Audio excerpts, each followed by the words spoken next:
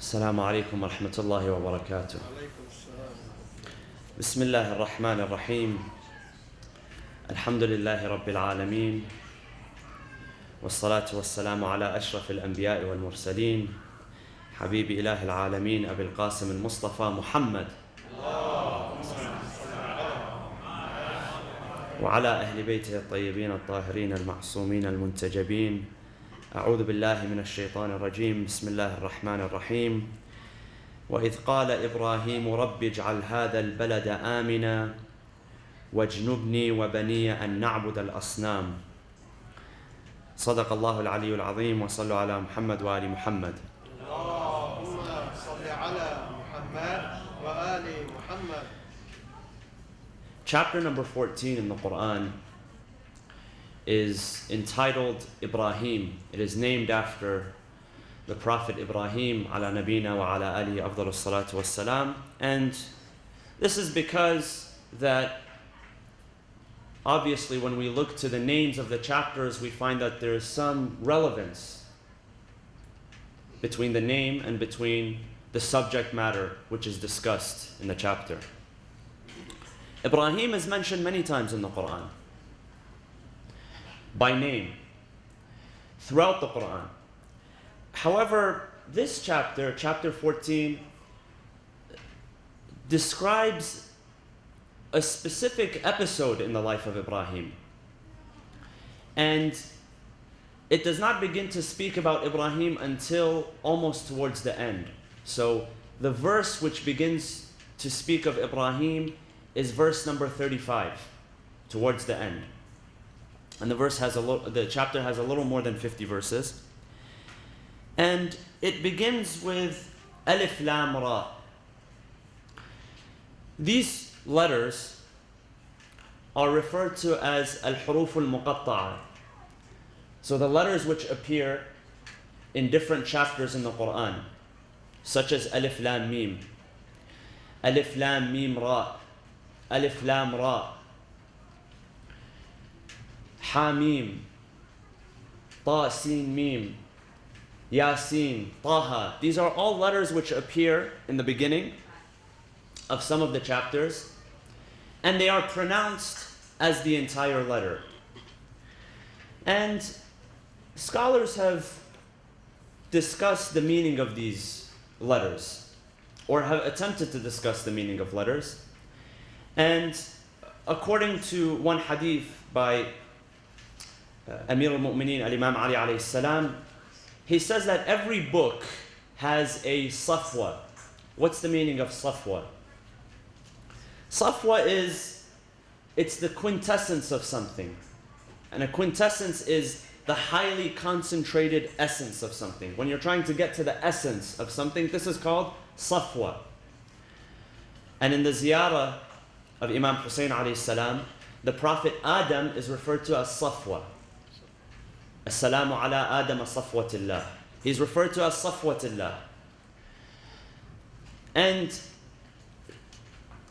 because of this, because there has not been given an actual meaning to what these letters refer to or what they imply, there has been speculation. So we have this hadith, and one of the commentaries mentions that only the elite understand the meaning behind these words, or these letters, if you will. That Allah knows the meaning, because of course Allah knows every meaning which is in the book. And according to Surah Al-Imran, chapter number 3, there are meanings which are clear in the book, and there are meanings which are not so clear. So we have ayat, verses which are muhkam, which are clear, and we have ayat which are mutashabah, meaning that the meaning is not so clear. And Allah subhanahu wa ta'ala says in this regard that the meanings, all of them, whether they are clear or unclear, are understood by Allah. But then there are some that are not understood, and they are taken by people with perverse hearts, and they are interpreted in a way which will serve their purpose. Now, among this, I came across an interesting hadith. And this hadith says that there are 7 names which Allah subhanahu wa ta'ala refers to the Prophet Muhammad by. Sallu ala Muhammad wa ali Muhammad. And among those names, 2 of those names are comprised of these letters, al-huruf al-muqatta'a, such as alif lam mim, alif lam ra, so on and so forth. So, what are the 2 which refer to the name of the Prophet? There are 2 which begin, and the chapters are also named after these letters. There are 2, hold on, you have to raise your hand. There are 2, and they refer to the names of the Prophet. So one of them is what? Taha. And the other one, don't answer this one. The other one? Yasin. So Taha and Yasin. These refer to the names of the Prophet. Okay, and then there are 5 other names of the Prophet. Imam Ali alayhi salam narrates this hadith. He narrates this hadith from Rasulullah. So Rasulullah is saying there are 7 names which are mentioned, which refer to himself. So Yasin, Taha, what else in the Quran? His name, which is Muhammad. Sallu ala Muhammad wa ali Muhammad. So we have a chapter named Muhammad, right? Another name is Ahmad. And where does Ahmad appear? Ahmad appears once in the Quran. When the Prophet Isa alayhi salam is telling of the Prophet which will come after him, يَأْتِي مِن بَعْدِ اسْمُهُ, what is his name? Ahmad. So this is 4. And then one of them appears in Surah Al-Jinn and also appears in Surah Al-Isra. In the first verse of Surah Al-Isra, Subhana alladhi asra bi'abdihi. So Abdullah. Abdullah is also the name of the Prophet mentioned in the Quran. And then there are, so how many? That's 5. Okay. So there are 2 more, which are also the names of chapters. And they are mentioned in the beginning. And they both preceded by Ya Ayyuha. So what are those? Not a Rasul. Rasul means messenger. The Prophet is a messenger, but it's not his nickname, it's not his name. Yes? Al-Muzammil. Ya Ayyuha al-Muzammil. And what does Muzammil mean? What does Muzammil mean? Muzammil is a person who's wrapped around in a cloth. And the other one is, when the Prophet came down after receiving the revelation to Khadija, what did he ask Khadija to do for him? To cover him with a blanket.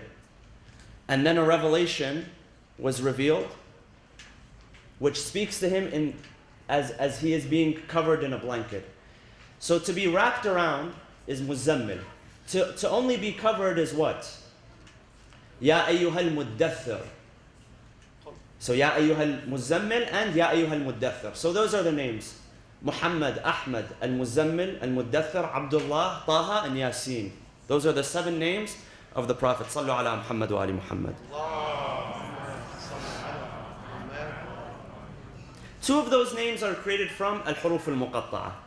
So not everybody knows the name, only the elite. And this makes sense because God would not put any knowledge and any information in the hands of anybody. Sometimes when you put information in the hands of the wrong person, that can become very destructive because knowledge is a responsibility. Giving knowledge is a responsibility and holding knowledge is a responsibility. You know, they speak of a legend. They say that one day a person knew Ismullah al-A'zam, which by the way relates to this. They say that, some speculate, they say that if you take these letters and they're placed in a certain form, there is Ismullah al-A'zam, which is the greatest name of God, which if God is called by this very great name, then miracles are performed. And this is the name that the prophets called upon for the miracles to be delivered. So this sage, this old man, this wise man who had this, he knew of the name. A young man approached him and he said, "Teach me the name." He was insisting that he be taught the name. So the man gave him a task. He said, "I'll teach you, but I just want you to deliver an amana for me. I want you to deliver something for me." He gave him a box. He said, "Go across the river. There's a home over there. Go deliver it and come back." And so he gave it to him. He said, "Come back and I'll teach you." So he gave him the box.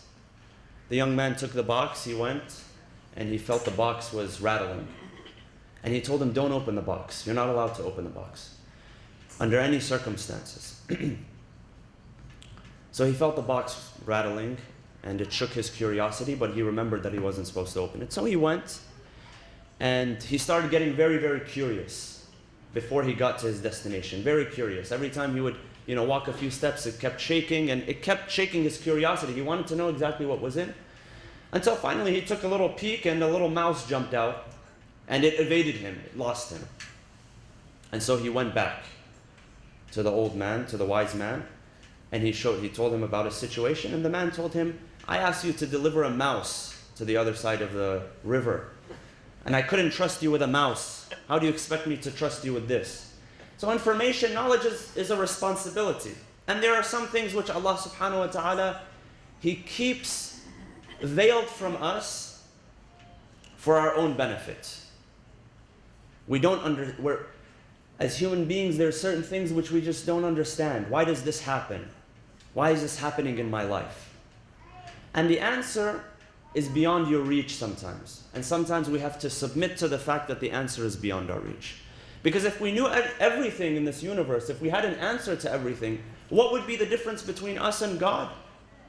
God is omniscient, meaning that He knows everything. He is Al-Alim, Al-Hakim, Al-Khabir, the all knowledgeable, all wise, all knowing. What would be the difference between Him and us if we had the answer to everything? So as a human limitation, there are some things which we simply do not understand, and this could be one of those manifestations. Al-Huruf al-Muqatta'a, the letters and the words which appear in the beginning of some of the chapters. Now, going to the story of Ibrahim. The story of Ibrahim begins at verse number 35. And verse number 35 says, Bismillah ar-Rahman ar-Rahim, وَإِذْ قَالَ إِبْرَاهِيمُ رَبِّ اجْعَلْ هَذَا الْبَلَدَ آمِنًا وَاجْنُبْنِي وَبَنِيَ أَن نَعْبُدَ الْأَصْنَامِ. This verse and the following 5 or 6 verses is prayers and requests that the Prophet Ibrahim had from Allah subhanahu wa ta'ala. And they are all answered. They are all answered by Allah.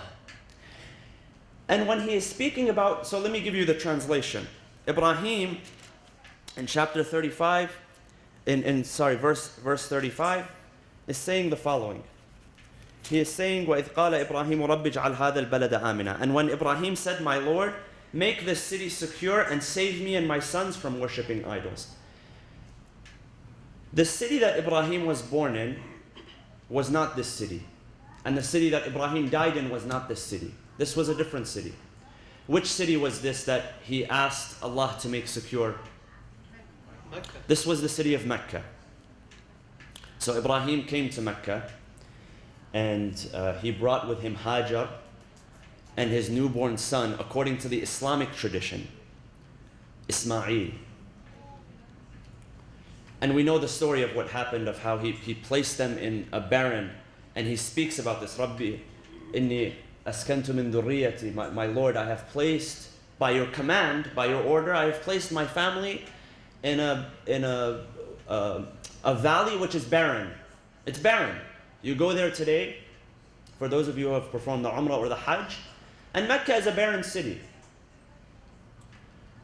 And a lot of valleys, and so there are a lot of tunnels and roadways. And so Ibrahim says, this is a barren land. There's nothing here, but I brought my family because you ordered me to bring my family here. I'm willing to sacrifice. I'm willing to put them in a place which is uninhabited. There's nobody here. So Ibrahim brings his people, he brings his family, And then he does a dua. After everything that Allah requests of him, he does a dua. First of all, Allah, I want you to make this city secure. I want you to make it safe. I want everybody who comes here to be safe. Nobody is threatened. Nobody is persecuted. Nobody is oppressed. And Allah subhanahu wa ta'ala speaks of this city in another verse in the Quran and describes it as a city of peace, a city of protection, a city of security. وَمَنْ دَخَلَهُ كَانَ آمِنًا.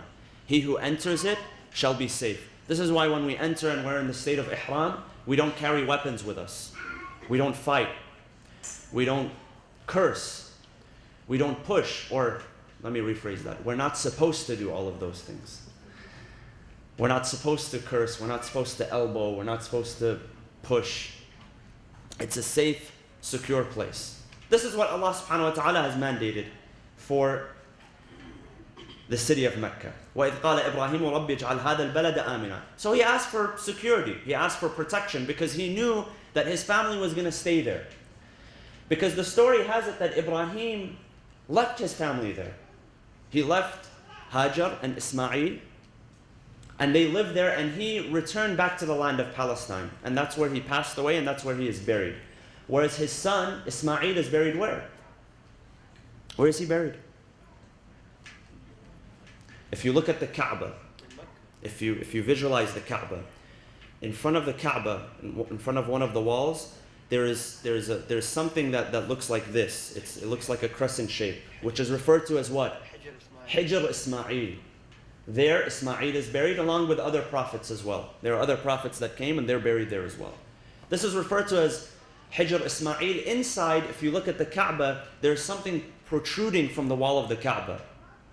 And this is the, what do they call it? The mizab, which is basically what the water flows through. So if there's rain, water flows through, and it's plated with gold. And it's recommended that if you can reach that area, if you're lucky enough not to be pushed and elbowed and you reach that area, that to pray for yourself and to pray for your family members and your loved ones and to offer 2 units of prayer, if you're able to. Because it's one of the special places, among the many special places that Allah subhanahu wa ta'ala has allowed us to perform supplication, and that it is answered quickly. So he prayed for the security of this place. And he also said in the same verse that I want security for the city, and oh Allah, I also want that you save us from worshipping idols. And this is something, because he prayed for himself and he prayed for his offspring. And so there were people of the offspring of Ibrahim that never worshipped an idol. They never prostrated to an idol. And among those is the family of the Prophet. The Prophet, his father, his grandfather, and his ancestors going up to Ibrahim. They were people who were known as Hunafa. The Hunafa were the monotheists. People who never prostrated to an idol. So this was something which this was a prayer which God answered for Ibrahim. That some of his dhurriyyah, some of his progeny would never bow down to idols. They would not prostrate to the idols. Another thing that he asked for, before that, he says in the next verse about the idols. He says, رَبِّ إِنَّهُنَّ أَضْلَلْنَ كَثِيرًا مِنَ النَّاسِ. إِنَّهُنَّ. Those are 2 words, placed as 1 word. Inna means, it can mean a number of things. The word inna can mean something has happened. So something has happened, inna. It can also mean verily, surely something has happened. This is a particular word, inna hunna. Hunna means they, but what form is it? If you know the Arabic language. It's female form. When you see the noon which comes after, so hunna, kunna, that noon is referred to as what? It's referred to as noon al-niswa. So to address females, such as in Surah Al-Ahzab, chapter 33, Ayatul Tathir. Ayatul Tathir, Allah subhanahu wa ta'ala begins the verse by addressing the wives of the Prophet. Only the wives of the Prophet. And this is why it's in the female form. يا نساء النبي لستن كأحد من النساء. This is the verse that comes after. That verse, Ayat al-Tathir, begins with the female version, the female form, and also ends. But in the middle, it addresses a group of females and males. And that's why the verse reads in Ayat al-Tathir, إِنَّمَا يُرِيدُ اللَّهِ. He didn't say لِيُذْهِبَ عَنْكُنَّ, because if he said عَنْكُنَّ, he would be continuously speaking to the wives of the Prophet, only the wives. He said عَنْكُمْ, meaning that there are men involved in this group of Ahlul Bayt. عَنْكُمُ الرِّجْسَ أَهْلَ الْبَيْتِ وَيُطَهِّرَكُمْ تَطْهِيرًا. Ibrahim is saying about the idols. He's saying, "Oh Allah, I do not want to worship the idols. I don't want my children to worship idols. Why? رَبِّ إِنَّهُنَّ أَضْلَلْنَ كَثِيرًا." They, in the female form, have misguided many people. Why in the female form? Why were the idols referred to in the female form? Anybody know? Because the polytheists believed that the idols were the daughters of God. They believed in a God, but they also believed that God had daughters. And the idols were the daughters of God. They thought of them as female. And that's why they had female names. Some of them are mentioned in the Quran. Al-Lat, Al-Uzza, Manat. These are female names of the idols which are mentioned. So Ibrahim is saying that because of these idols, a lot of people have gone astray. A lot of people are lost. And then in the next verse, he says, رَبَّنَا, my Lord, إِنِّي أَسْكَنْتُ مِنْ ذُرِّيَّتِي بِوَادٍ غَيْرِ ذِي زَرْعٍ عِنْدَ بَيْتِكَ الْمُحَرَّمِ. My Lord, I put my family in a barren valley. But what is significant about this barren valley, what's special about it, is that your home is there. عِنْدَ بَيْتِكَ الْمُحَرَّمِ. رَبَّنَا لِيُقِيمُوا الصَّلَاةِ, so that they establish prayer. فَاجْعَلْ, because of this, فَاجْعَلْ أَفْئِدَةً مِّنَ النَّاسِ تَهْوِي إِلَيْهِمْ. Let the hearts of the people be inclined to them. Let them be noticed. Make this a place that is going to be remembered, that people will come back to. So Ibrahim at this time is doing dua that a lot of people will come to this place. It won't just be left alone. And you see now how millions of people year-round, they flock to this place. Regardless of who is ruling, regardless of any of that. The city of Mecca itself, and the fact that people go to it and their hearts are inclined towards it, is a response in part to the dua of Ibrahim that he had with his Lord. فَاجْعَلْ أَفْئِدَةً مِّنَ النَّاسِ تَهْوِي إِلَيْهِمْ. And then there's something which is special here. وَارْزُقْهُم مِّنَ الثَّمَرَاتِ لَعَلَّهُمْ يَشْكُرُونَ. Give them an abundance of thamarat. Thamarat is what? Fruits. Or that anything which really is edible, which comes from the ground, are referred to as thamarat. Now Mecca is not a place where there are lots of fruits. Fruits don't grow there naturally. However, if you visit, and this is what some commentators have said, that if you go outside of Mecca, there are cities which are outside of Mecca which carry fruits, which carry different types of food. Different things grow there.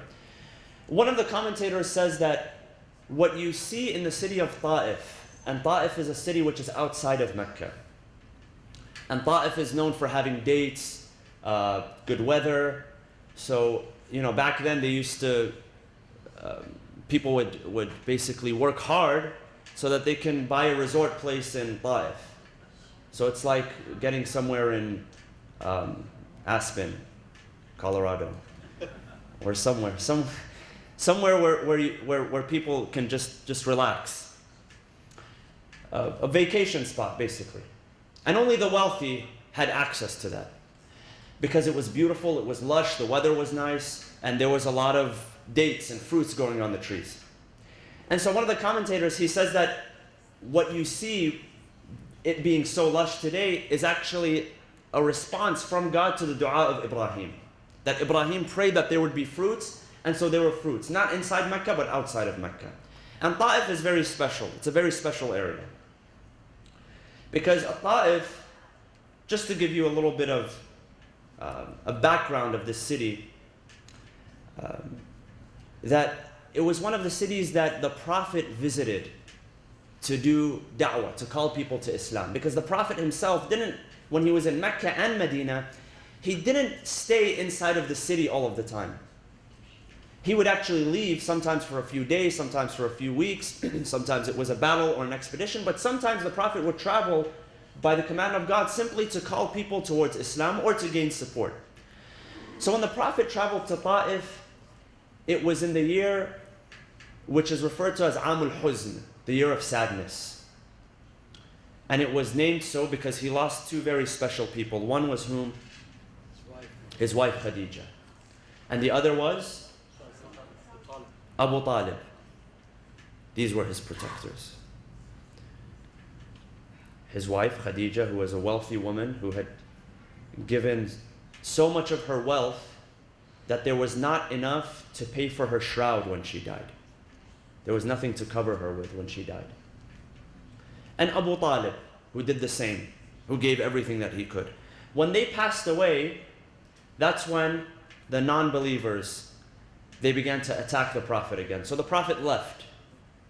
And he began calling upon different tribes and different people to support him.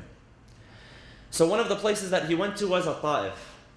He knew that there were people there that were wealthy, that were influential, and that perhaps their hearts would be inclined to his message because his message was a pure one.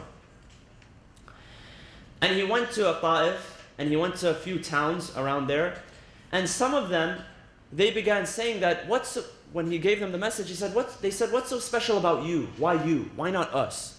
Why didn't we receive revelation? Why was it you?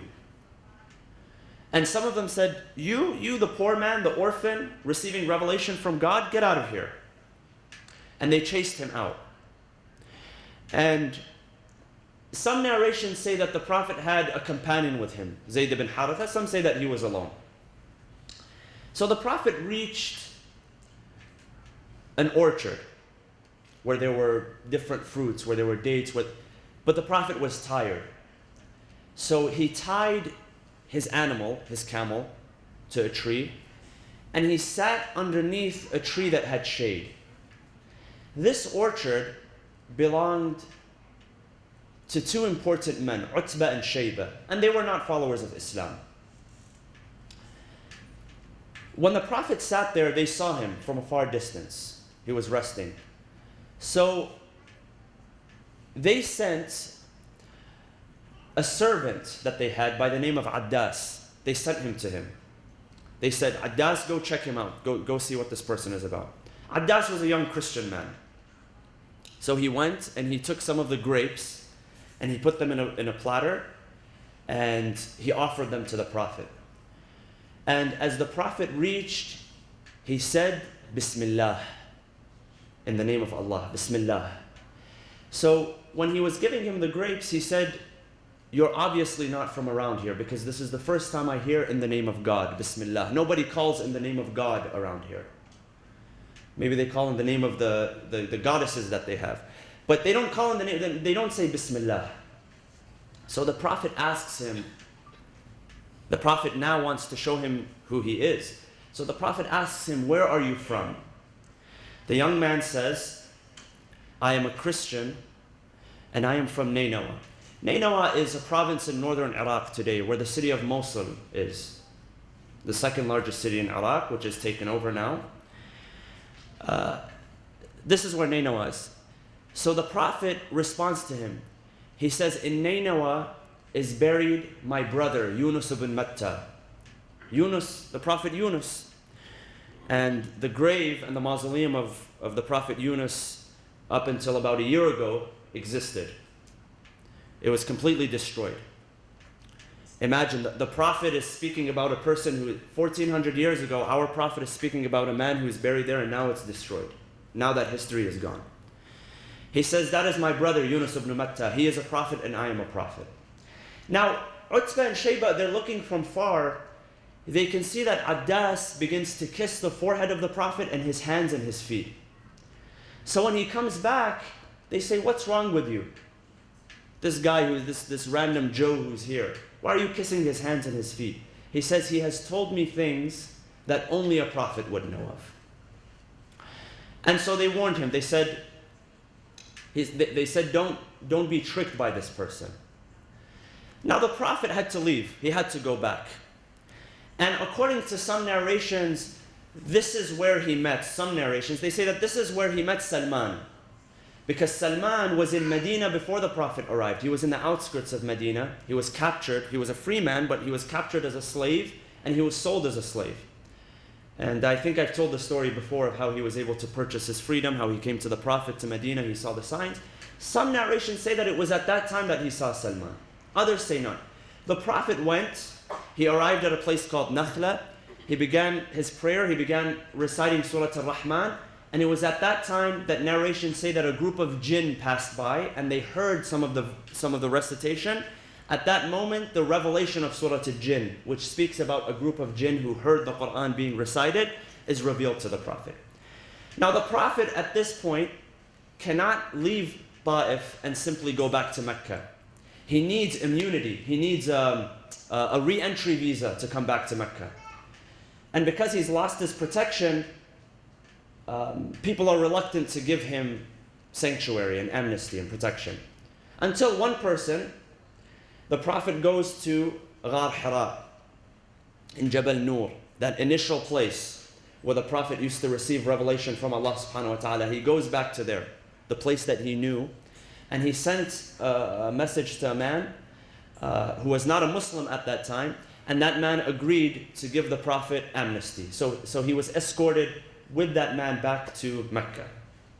So Ta'if throughout the history plays a very important role. But again, going back to the story of Ibrahim, some commentators say that it was a response to the prayer of Ibrahim that it became a place which was full of fruit and which was full of bounties and just a lush, a verdant sort of area. And then Ibrahim, after that, he continues to thank Allah subhanahu wa ta'ala, and he thanks Allah for something very important. He says, Alhamdulillah alladhi wahaba li ala al-kibari Ismaila wa Ishaq. Praise be to Allah, the one who granted me at an old age two sons, two dear sons, Ismail and Ishaq. Because Ibrahim had reached an age, and his wife had also reached an age, where basically they had lost hope that they would have children. They thought they were too old. And this story is mentioned in the Quran in a few places. One of the places that it's mentioned in is the chapter which is after this, which is Surah Al-Hijr. And in Surah Al-Hijr, which is recommended to read, the guests of Ibrahim come to him. وَنَبِّئْهُمْ عَنْ ضَيْفِ Ibrahim. Tell them, O Prophet, about the guests of Ibrahim. And the guests of Ibrahim were whom? They were angels. And those angels that came to Ibrahim, they had two missions. One was to come to Ibrahim and tell him of glad tidings. What were the what was the good news that they were going to give Ibrahim? Having a child. That you're going to have a child. You're going to have a son. And what happened was Ibrahim was shocked. Ibrahim said, what are you here to do? To tell me that I'm an old man? I know I'm an old man. قال أبشرتموني على أن مسني الكبر. Are you here to tell me that I'm an old man? I am an old man. I know I'm an old man. His wife, what was her reaction? She laughed. She laughed, and the Quran says until her gums were showing. So it was a big smile, it was a big laugh. You know, she took it well. She didn't cry. Because she knew that it was hard for them. The angel said, we're here from Allah subhanahu wa ta'ala, so don't have yes. You can laugh, you can cry, but don't have yes. And this is a message to us. Never have yes. What is yes? Yes is hopelessness. Never lose hope. Whatever you do, you can cry, you can laugh, you can wail, you can shout. Just don't ever lose hope in the mercy of Allah subhanahu wa ta'ala. And the second message that they delivered wasn't such a happy message. It was a warning. To whom? قوم هود. To the people of Lut. That if they were to continue doing what they were doing, that they would be destroyed. And so they go to Lut, and Lut and his family are saved, and Ibrahim and his family are saved.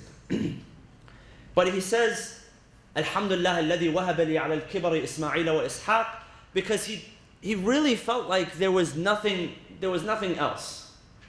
That it had been such a long time, and this is Ibrahim, a man whose lineage is to continue, not any regular Joe.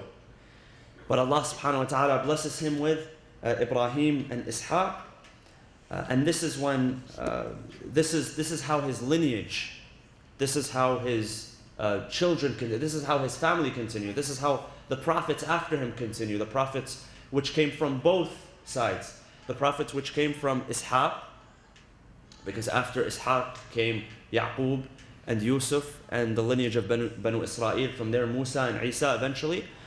And then the other line of prophets came from Ismail, which was our own Prophet Muhammad sallallahu alaihi wasallam. And some historians recognize some other prophets, such as Shu'aib.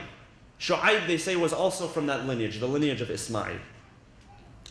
And in the end, Ibrahim, he thanks Allah subhanahu wa ta'ala, and he asks Allah to make them among the people who establish prayer.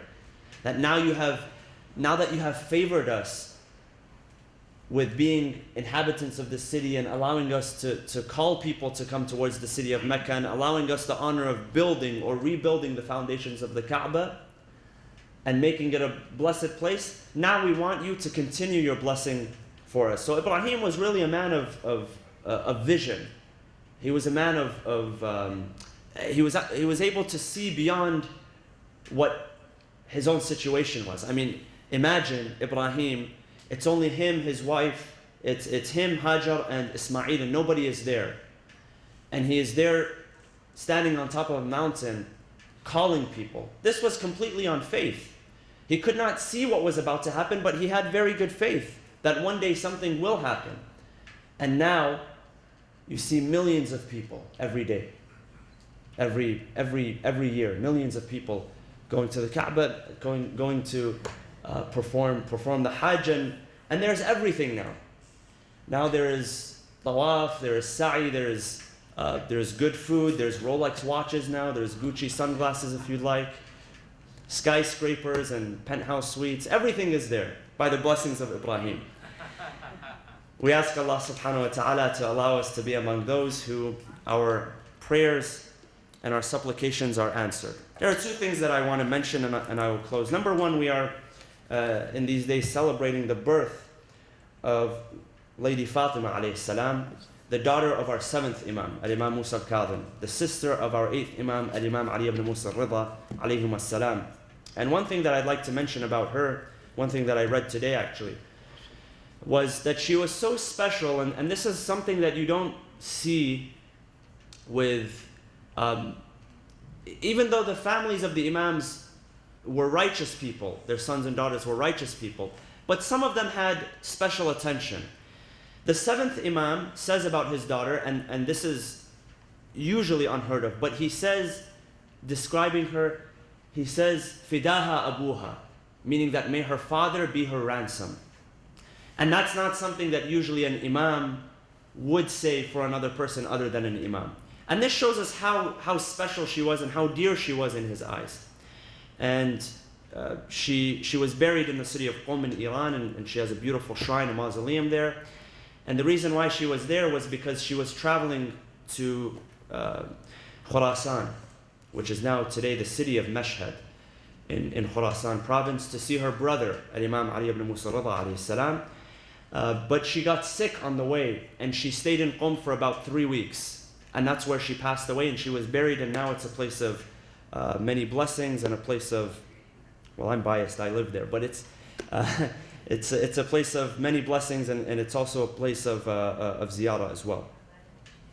And so we ask Allah subhanahu wa ta'ala to allow us her intercession in the ziyarah. When we read the ziyarah of Sayyidah Fatima alayhi salam, who was also known as Al-Ma'suma, this is a nickname which was given to her. It ends with Ya Fatima tushfa'i li fil jannah. فإن لك عند الله شأنا من الشأن.